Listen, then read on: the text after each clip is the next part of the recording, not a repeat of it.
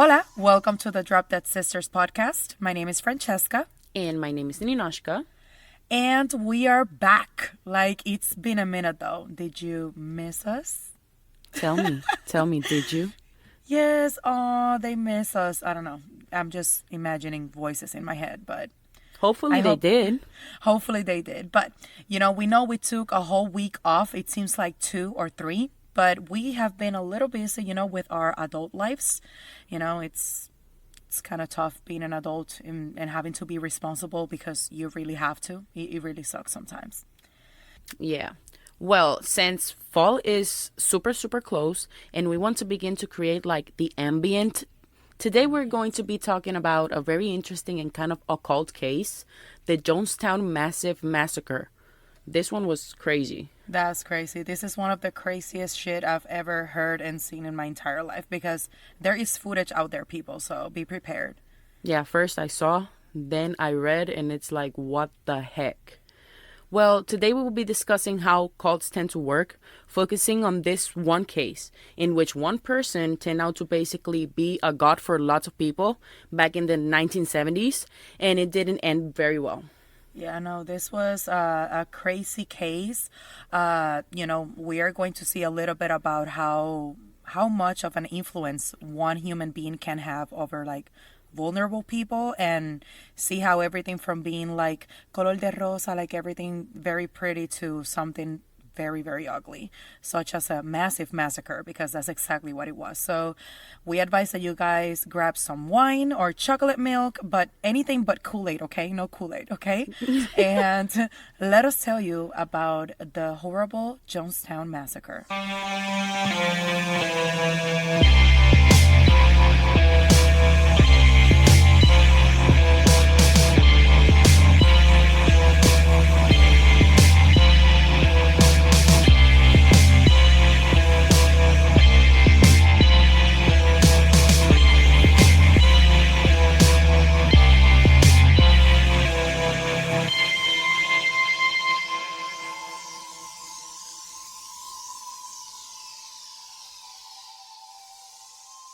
Let's just begin with one question.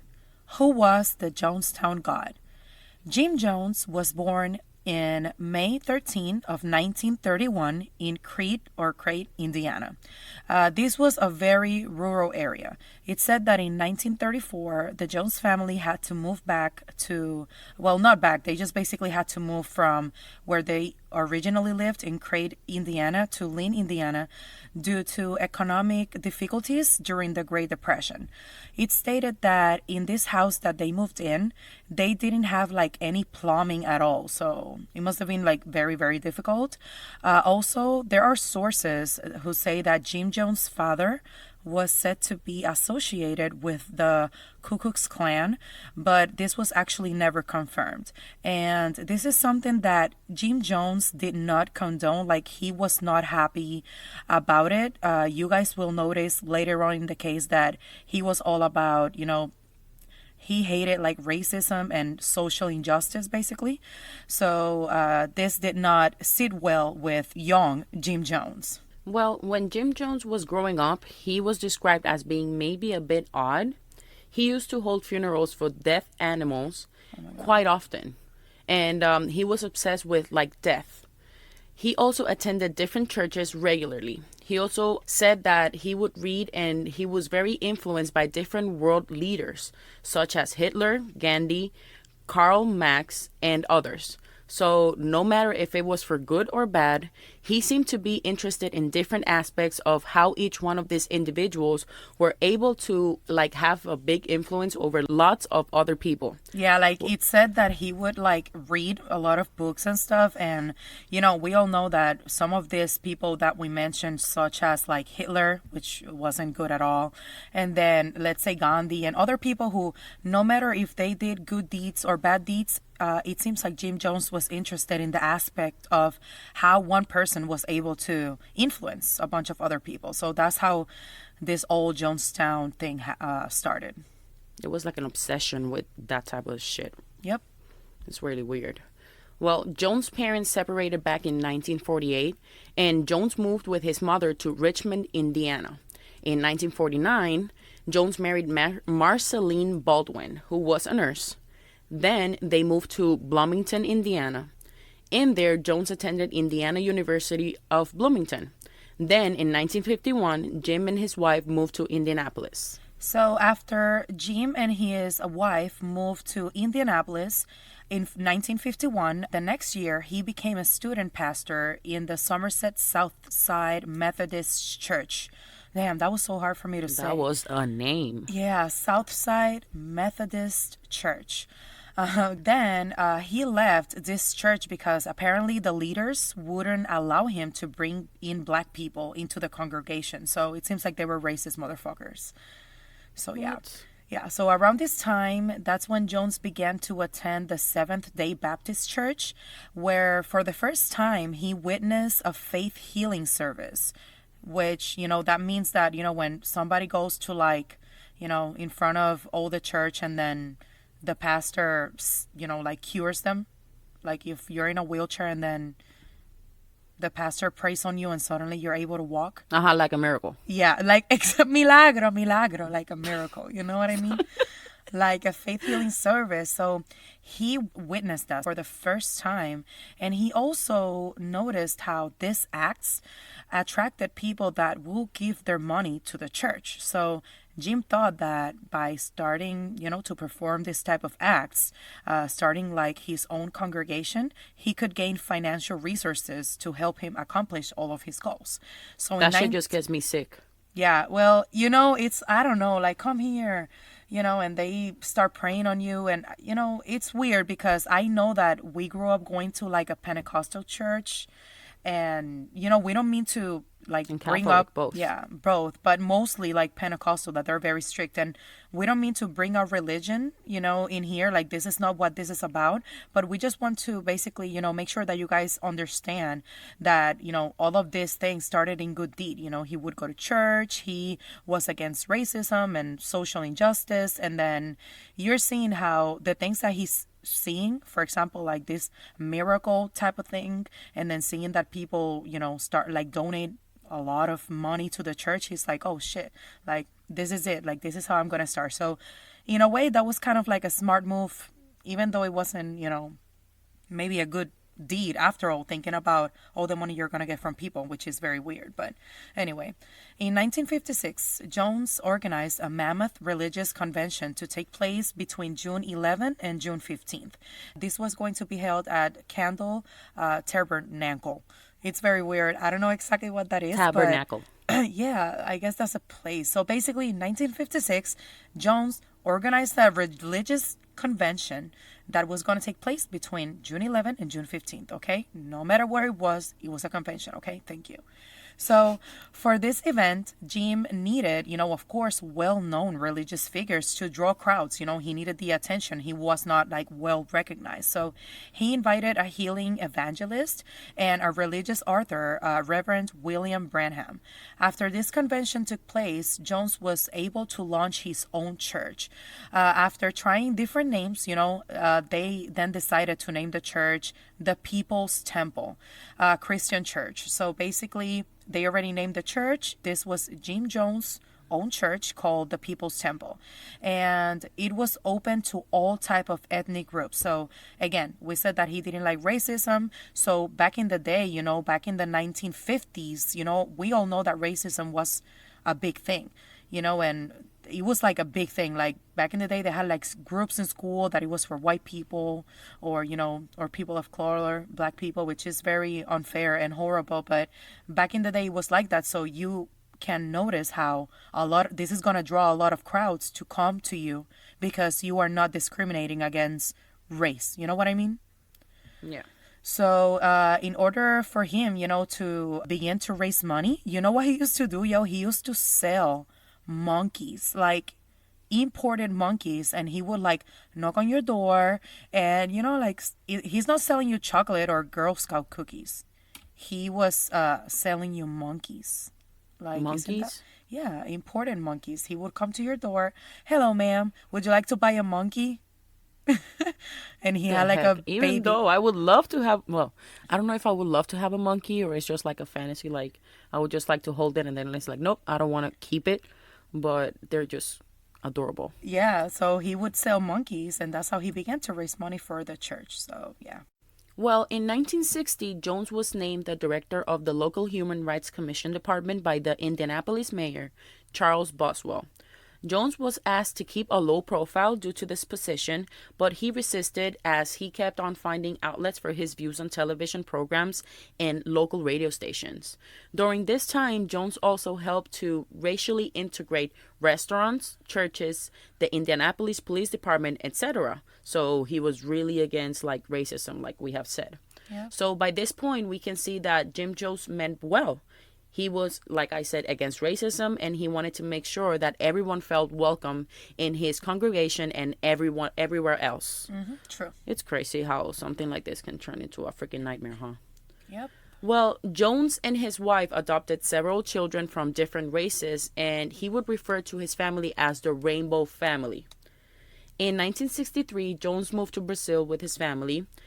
He had the idea to set up a new temple at this location. During his living there, Jones explored the local Brazilian religions. In 1963, Jones decided to return to the United States since he felt guilty for leaving behind Indiana. With his civil rights struggle and possibly losing everything he had already accomplished there. Yeah, he felt bad like moving to Brazil and staying there, after he was making so much of a change back in Indiana where he used to live. So he decided to just, go back and jump back right into his congregation. Mm-hmm. Well, when he returned, he told his Indiana congregation that there would be a nuclear war on July 15, 1967, wow, that would lead to a new socialist Eden on Earth. And due to this, they had to move the People's Temple to Northern California for safety. From here, the temple began to move to Redwood Valley, California. This is crazy how they can come with this type of stories. Yeah, they're like, oh my God, there's a nuclear war coming on this particular day this year, it's crazy. And he had a lot of followers, once again, he was doing good deeds. So at this point, he started to be type of like a god for a lot of people. So then in the early 1970s, he began rejecting the Bible. He kept on saying that it was a tool to oppress women and the non-whites, which it's weird. He started basically now the Bible was not a good thing. So yeah, that's when I feel like he started to manipulate. Switch. Yeah, he started to switch to his own beliefs, and he also actually wrote a book or a booklet. I'm not really sure exactly what the difference between a book and a booklet is. I was gonna say, guys, let us know in the comments, but we never have any comments. So hopefully they answer to this one. So basically, he wrote this booklet titled "The Letter Killeth." This book criticized King James Bible, so he was criticizing the Bible. He also began preaching that he was the reincarnation of Jesus, Buddha, Gandhi, and other past world leaders. So he began saying that he was a reincarnation of all of them. So by this point, we can notice that he seems to be taking a very egoistic shift in his religion. He's preaching about how he is the reincarnation again of these people, basically mixing his own ideas and points of view of all the different religions that he's been reading and studying about since he was little. So he's just mixing all of those into just one. And after this, a former temple member said that Jones will say things like, what you need to believe is what you can see. So if you see me as your friend, I will be your friend. As you see me as your father, I will be your father. And those who don't have a father, if you see me as your savior, I will be your savior. If you see me as your God, I will be your God. So that was a long statement, and that was all quoted. What the fuck? That's something that Jim Jones will say to people. So you can notice, because to be honest, again, we've been in church and we know how these people, they know how to talk to you like a salesperson. And I don't mean it in a bad way, but they know how to get to you. And if you're vulnerable, it's the truth. Yeah, you don't have anybody, I'll be there. You need a mother, I'll be your mother. He didn't care how you saw him, whatever you wanted to see in him, he was available for you. That's just basically how he, again, began to grow and grow and grow his congregation. That's so narcissistic. Yeah, it's crazy. So there were occasions in which Jim Jones was preaching, and the same thing that we said earlier, like he brought people on stage who were apparently hurt, and he would act as if he prayed on them, and then they suddenly were better. Like I saw a video of a lady that again, she apparently couldn't walk. After his prayer, she suddenly could, and it's very weird stuff like that. So he began to do all these things because this is shit he's been learning for years after going to different churches. He even went to Brazil and, like studied about Brazilian religions. Like he was obsessed with all of this religion thing. It's crazy. Within 5 years of moving to California, the People's Temple Church grew in such a way that they opened branches in cities including San Fernando, San Francisco, and Los Angeles. It said that people sold their properties, left their jobs and lives behind, and gave all the money to the congregation, since they had great faith in Jim Jones and the People's Temple. I don't think that will be an option here. Yeah, take all my money. Okay. Can they take my debts too? I mean, I don't mean it like that, yo, but I'll give you my debts, but not my money. yo, Nino. I mean, Well, I'm sorry. Well, with all the money and success he had with his congregation, Jones eventually moved People's Temple's headquarters to San Francisco, which was a major center for radical protest movements. Here, Jim Jones was able to gain contact with prominent politicians at the local and national level. Jim Jones and the People's Temple had lots of followers and members, and it was a huge influence for all, since it promoted love and equalism. yeah, that's what he promoted. But, well, although everything seemed to have been going great, with Jim Jones and the People's Temple, things took a radical switch in the summer of 1977 when there was an article released in the New West magazine which had numerous allegations from former members of the People's Temple that were, there were allegations that they were physically, emotionally, and sexually abused the time that they were part of the congregation. It said that just before the article's publication, Jones received a call from the magazine's editor where, she read him the article's content before it was even released. So, of course, Jones was not happy about this because he knew that it would cause great media commotion, and he, of course, didn't want that. That's when he abruptly decided to move his complete congregation of the People's Temple down to Guyana, which is a country in South America, like close to Brazil. This is something that he had already considered back when he had lived in Brazil with his family. So this is something that he had been planning, but because of this article's publication, he abruptly decided that, okay, now is the time to move. He just made it happen. Yep. So he had so many followers already that, of course, he didn't want to lose that. So, he decided to just begin to move right away. That's crazy. Well, Jones and several hundreds of his temple members arrived in Guyana in 1977 and set up an agricultural commune that they called Jonestown. So it was no longer called the People's Temple. It was now Jonestown. So again, the level of narcissism, you know what I mean? Yeah, it's true because he was Jones, but in a way he was again like the God to a lot of people. And now when we continue talking about the episode, it's Jonestown. That's where they live in Guyana. Keep in mind, this is not in the United States. This is somewhere in South America, a place where they decided to build their own little world, better said. But you will notice that we will still refer to the congregation as the People's Temple because that's just basically what they are. Yeah, they have so much money that he just bought all this stuff. Yo, I talk so much that I ran out of air. And then, it happens to me all the time. I just try to, the last not word, show it. I pushed it out, the last word. So I was like, Well, at first, this seemed to be heaven and very peaceful place to live for all the members of Jonestown community or cult, which it was considered because, think about this, Jim Jones' followers were not only people with a vision of a better future without racism and all of that, but they literally left their lives behind, including their assets and even family, and decided to join Jonestown and begin practically a new life there. They left everything. How can you leave your home. family back? That's something that I think about. Well, the thing is that there's a lot of people who, for example, like brought their own kids, like, immediate family. There were families living there. And at this point, remember, this is vulnerable people. There, I think True. that over 65% or something of the people of the congregation were people of color, black people. And this is because they were so rejected that they saw this like, oh my gosh, we're going to be able to breathe. We're going to be able to be treated equally. You know what I mean? It's just sad to see how this is going to end up, that we're going to tell you about. But that's how we want you guys to envision the faith that these people had in Jim Jones. Yeah, well, once again, this place was considered heaven for those who lived there, On the outside, however, this didn't last very long. Those allegations that brought Jim Jones to abruptly move to Guyana and leave the United States with his followers weren't all false. In fact, they were absolutely true.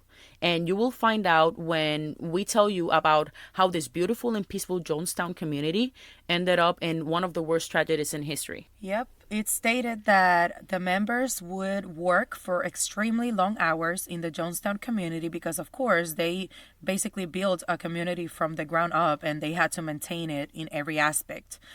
Each member not only had to work for very long hours, but they were also given a super small allowance. I can't remember exactly how much it was, but it was like very little money, like for all they worked.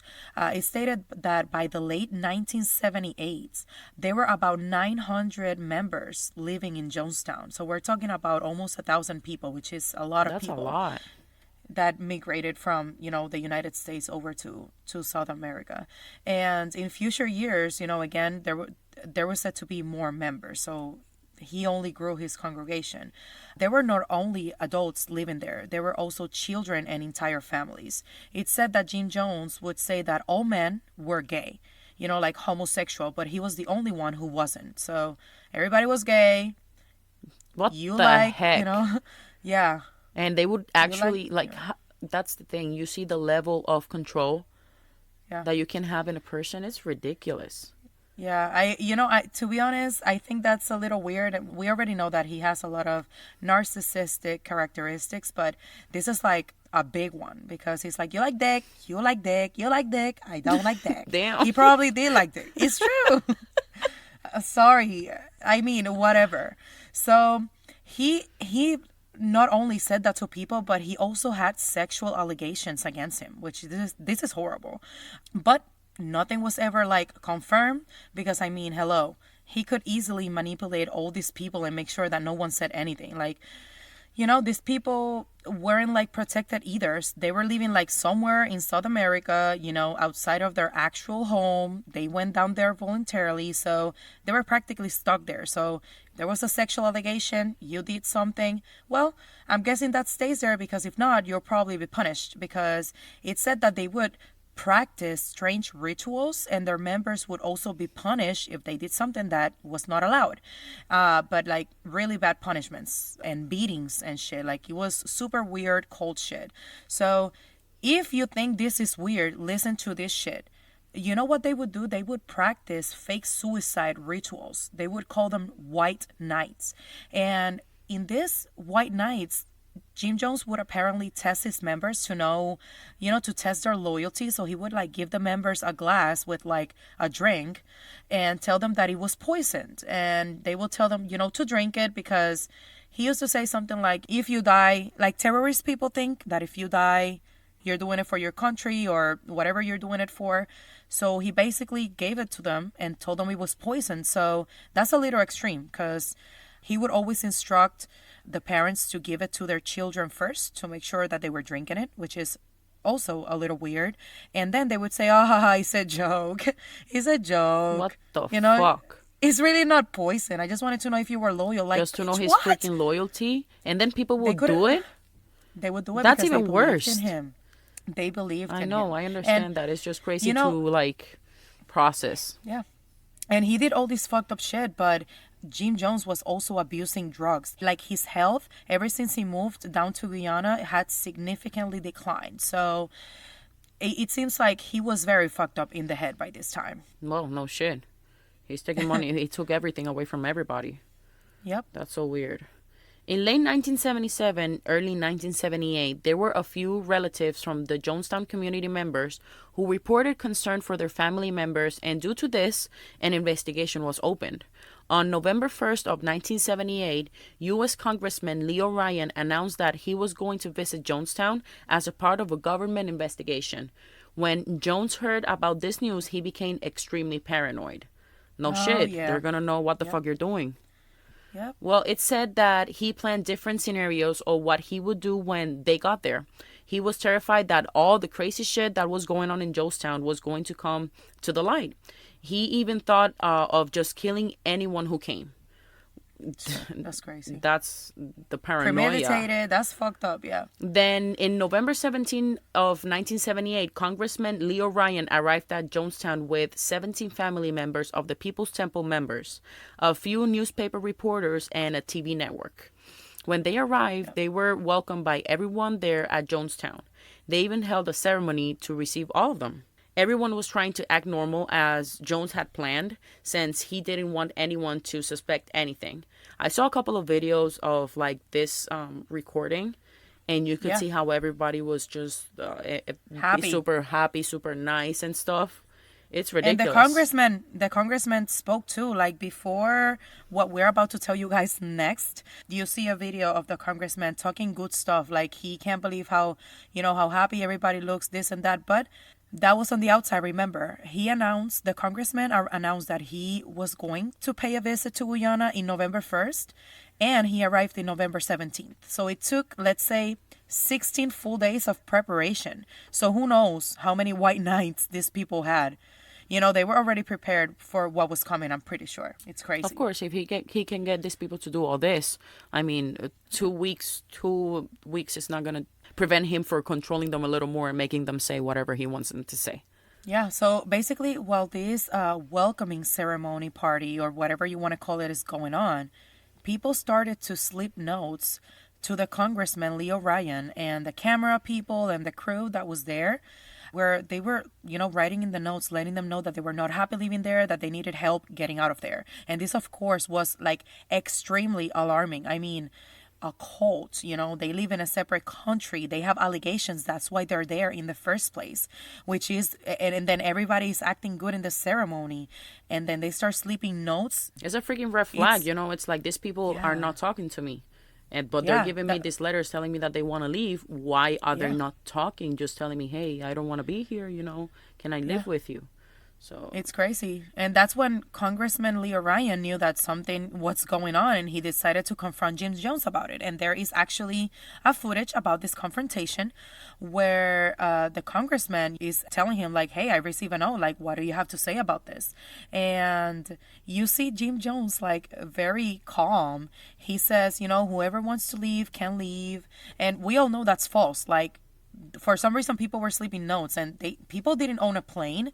They were very secluded from everyone. Like, they basically lived in their own little bubble. Yeah, if you see this footage, you're going to see how difficult it was to get in there to the Jonestown.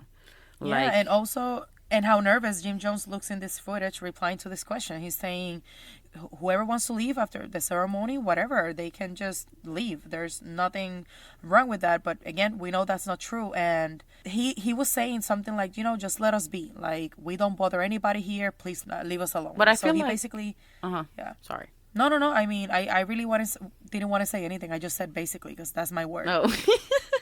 Well, obviously, I feel like he said that because the cameras were right in front of his face. He's not going to say, oh, they cannot leave. Because, I saw that footage also. Well, I saw, like, the footage. They have, like, this small movie on YouTube. If you want to watch it, it's pretty nice. Like a remake, but at the same time, they show you, like, actual footage. It's pretty cool. Yeah. Then the next day, after being confronted in the afternoon hours, members of the People's Temple, aka Jonestown, went over to Congressman Leo Ryan with a knife and tried to attack him. Please keep in mind that all of this was being broadcasted live on national television, okay?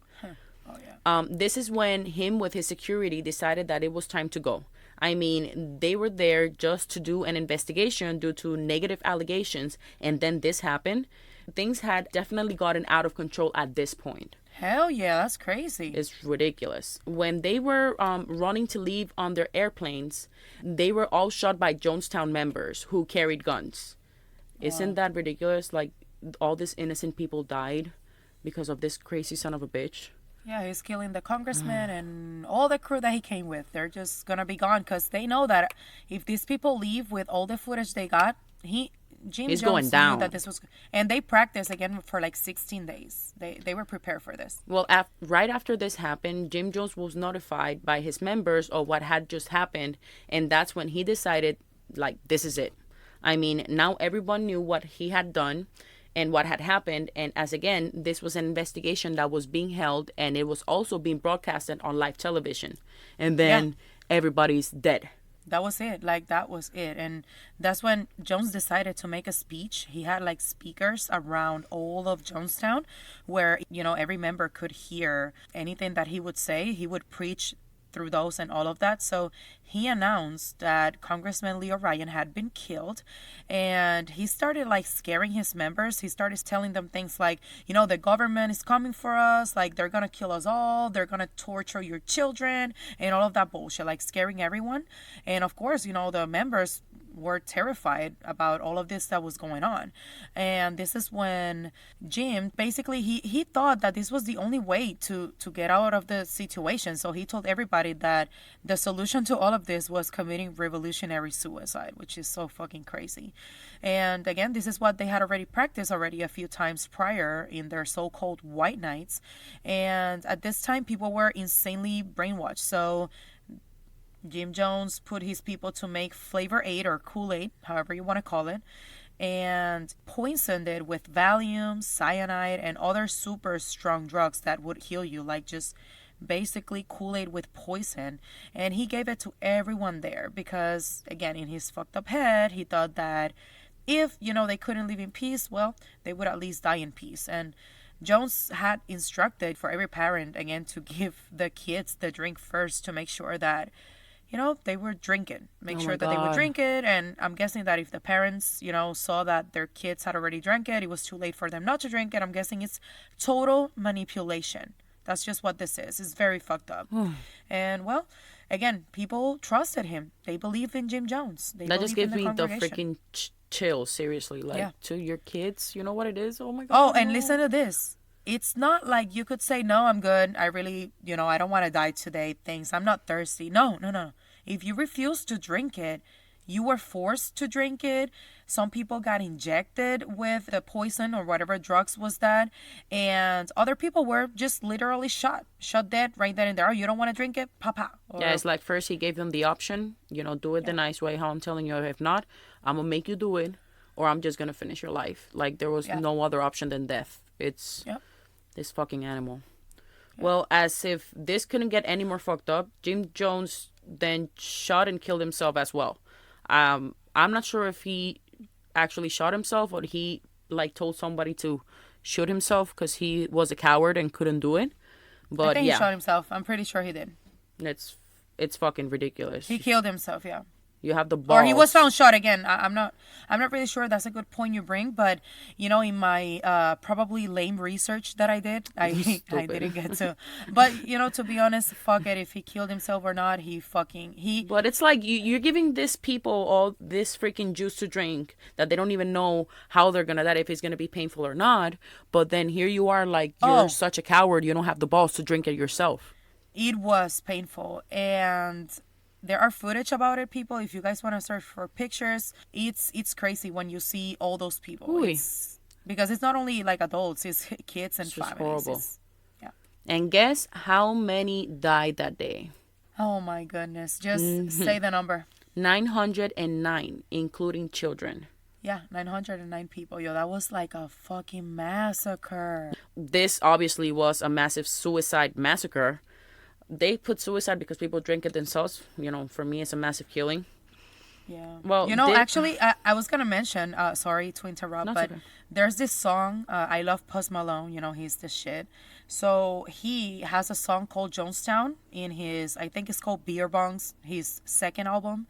And at first, I really didn't notice, but it's called Jonestown. It's like an interlude song, like a very short song. But you guys definitely should take a moment to listen to it because after you know all of this story that we're telling you guys, like everything that happened, if you put your perception and mind to it, it gives you chills. I swear to God, because it's like a very trippy song, and I don't know if you would understand it. It's funny because you have mentioned that like a million times, and I always say, yeah, I'm gonna listen to it like in my head later, but I never do. It's like less than 2 minutes long, but it's really good. Well, this can definitely show you how one individual can begin with great intentions to make change in the injustice that was going on around him and in his country, and ended up basically losing it, wanting more and more power over his followers and taking all of their beautiful lives with his also. It was a very selfish move from Mr. Jones, don't you think? Fuck you, Mr. Jones. Fuck you. Thank you for everything you did at the beginning, but you fucked up at the end, so fuck you. Big time. Yep. But, well, this is how cults work. One person is able to have all the influence they want over vulnerable people. Then another and another one until it becomes a cult. Just like the Charles Manson cult and other cults that we'll probably cover later. Yeah, cults, that's a very powerful statement and a name, a cult. People, I guess, who are cults wouldn't call themselves a cult. But it's like everything. It's religion, and unfortunately, vulnerable people are the ones that always end up affected. But this was a horrible massacre, back in the day, let's say, because this is like a story that, well, hopefully it remains as a story. It never happens again. But our hearts go out to all of those people who lost their lives, not to Jim Jones, but to all the others. And, well, again, and their hopefully families it doesn't also happen again. Yep. Well, this is it for today's episode, peoples. We hope you guys enjoyed it. And we know we took a whole week off. Maybe a little more than a week. But we're back, and we're coming back with more and more. So stay tuned. Let us know which days you prefer to hear us, if a specific day of the week or on the weekends, and what case you would want us to cover next. Yep, let us know in our website at dropdeadsisters.com, and follow us in our social media. Our Instagram is Drop Dead Sisters Podcast, our Twitter is Drop Dead Sisters, and our Facebook is dropdeadsisters.truecrimepodcast. See you guys next time. Bye. Bye.